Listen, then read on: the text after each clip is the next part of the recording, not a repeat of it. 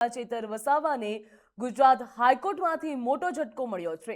ચેતર વસાવાની જામીન અરજી ગુજરાત હાઈકોર્ટ દ્વારા ફગાવી દેવામાં આવી છે। જ્યાં જામીન ન મળતા હવે સુપ્રીમ કોર્ટ ઉપર આશા જોવા મળી રહી છે। જ્યાં જામીન અરજીઓને રાજ્યની હાઈકોર્ટ તરફથી ફગાવી દેવામાં આવી છે। વન વિભાગના કર્મચારી ઉપર હુમલા બાદ ખંડની કેસમાં સજા આપવામાં આવી હતી। જ્યાં ચેતર વસાવા સામે 12 જેટલા ગુના દાખલ છે। ચેતર વસાવા સહિત 9 લોકો દોષિત ઠરાવવામાં આવ્યા હતા। જ્યાં ચેતર વસાવાની જામીન અરજી ગુજરાત હાઈકોર્ટ દ્વારા ફગાવી દેવામાં આવી છે। જ્યાં જામીન ન મળતા હવે સુપ્રીમ કોર્ટ ઉપર આશા।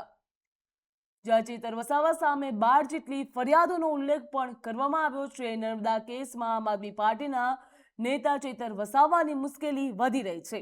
ગુજરાત હાઈકોર્ટે ચેતર વસાવાની જામીન અરજી ફગાવી દીધી છે। 7 વર્ષની સજાના કેસમાં રાહત મેળવવા માટે ચેતર વસાવા દ્વારા હાઈકોર્ટમાં અરજી દાખલ કરવામાં આવી હતી। જ્યાં ચેતર વસાવા સહિત કુલ 9 લોકોને દોષિત ઠેરવવામાં આવ્યા। વન વિભાગના કર્મચારી ઉપર હુમલો તેમજ ખંડણીના કેસમાં કોર્ટ દ્વારા ચેતર વસાવાને 7 વર્ષની સજા ફટકારવામાં આવી।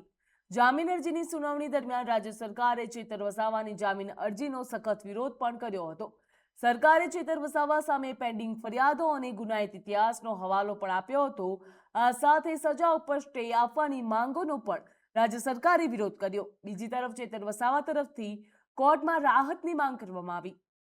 જ્યાં કેસમાં ચેતર વસાવાની પત્ની સંકુતલાબેન સહિત 5 આરોપીઓને અગાઉ પણ હાઈકોર્ટમાંથી રાહત મળી હતી। હવે સુપ્રીમ કોર્ટનો દરવાજો ખખડાવવાનો વિકલ્પ ખુલ્યો છે। એટલે હવે સમગ્ર મામલે તૈયાર કરવામાં આવશે મામલો તેમજ ચેતર વસાવાની આગામી કાનૂની કાર્યવાહી ઉપર હાલ સૌ કોઈની નજર ટકેલી છે।